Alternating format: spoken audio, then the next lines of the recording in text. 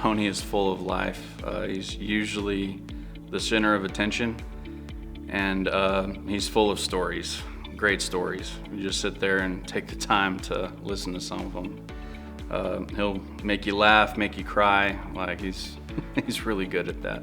I mean, he's a big softie. You know, he's always got just time for anybody and everybody. So like, you know, you got a problem and you go to Tony, he's gonna find a way to help you fix it. He's pretty awesome. Probably one of the best-hearted people that I've met here. He's just willing to do whatever he can for somebody.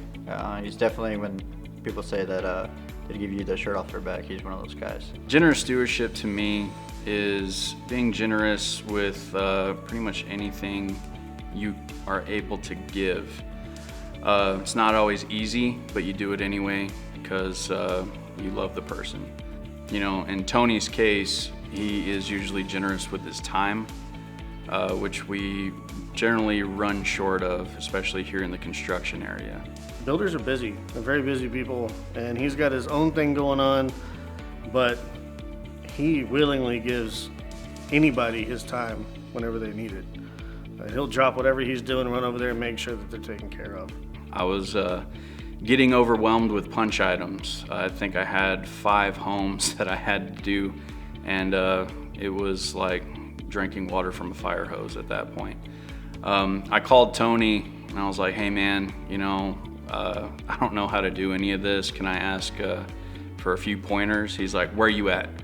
He's like, I'm over here at this address. He's like, I'll be there.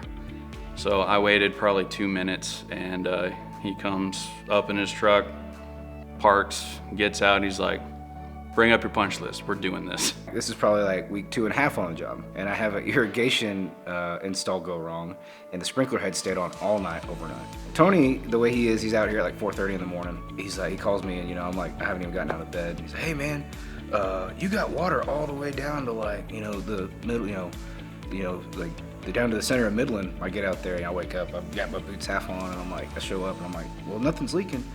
Well, yeah, man, I had to get out there. It turns out it was so flooded, the front yard, he couldn't get to the shutoff valve, so he had to build like a man-made raft with a pallet and then like a 2x4. You could see where he like got out there and like got actually down there to turn off the shutoff.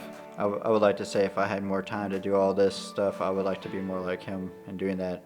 The truth is he doesn't have any more or less time than any of us does. He just makes that time. I was just thinking, like, what is that one specific instance that means the most to everybody? And I don't think, like, I can't pinpoint it, but I think what means the most is it's 100% consistent. Just seeing the way Tony is able just to drop everything just to help someone out, I feel like it's brought us together, just willing to help each other out whenever someone's struggling. Congratulations, Tony. Man, I really couldn't think of a guy that deserves it more. Keep doing what you're doing, man. We love you. Thanks.